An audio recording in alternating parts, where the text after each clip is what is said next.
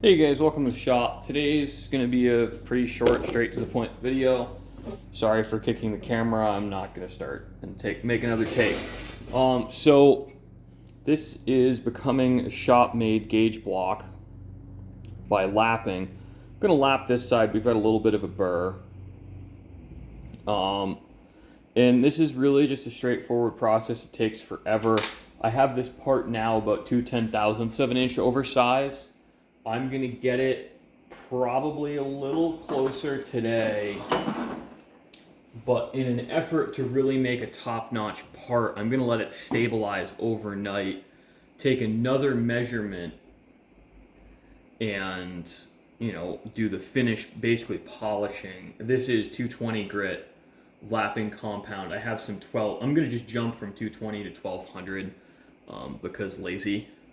And excuse me while I'm kind of just collecting my words.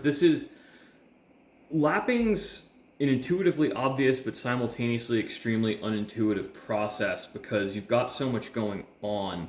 Now, I try to use a figure eight.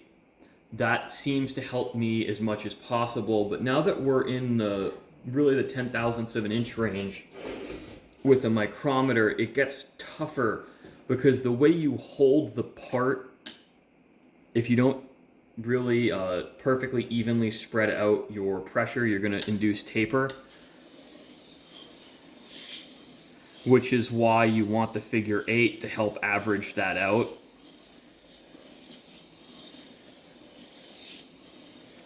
Now this is just really a slow process.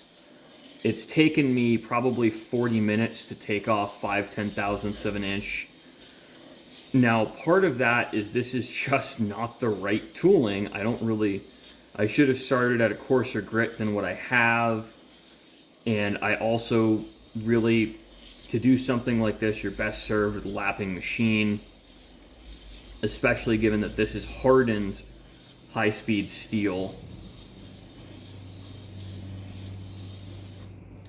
I don't have any other way of doing this, really. This is my only option. So we're beyond what I'm comfortable with the surface grinder. I probably could have ground this closer to dimension than I did, but I didn't want to screw it up because frankly materials are expensive and I have to lap anyway. So there really isn't as much of a time savings as you'd think bringing it closer. The really time-consuming part is just making sure you don't induce any taper. Now, thanks for watching, guys. I hope this was kind of a interesting video, and hopefully it really raises some questions for you guys and gets you exploring beyond what we think of as conventional machining. This falls into what's called abrasive machining. I really like it. I think it's interesting. Frankly, I'm kind of hit or miss on my success rate just because we're falling into heat control. Just handling the part and lapping it actually makes it bigger, which is really funny. I had a moment here of kind of like, well, what's happening? Why am I not getting anywhere? And what I realized is I didn't let the part cool before I measured it. I'm using the second lapping plate as just a heat sink. So I ran into that, and that kind of screwed me over a little bit, and I jumped. I went from 7/10 oversized to 3/10 oversized very quickly because the part just expanded with the heat from my fingies. So again, thanks for watching, guys. I really hope this inspires some of you and hopefully helps some people who are getting started realize a lot of this stuff is more accessible than it appears on the surface. You don't necessarily need fancy whiz-bang gadgetry. Sometimes it really is just elbow grease and whatever abrasive slurry you have lying around.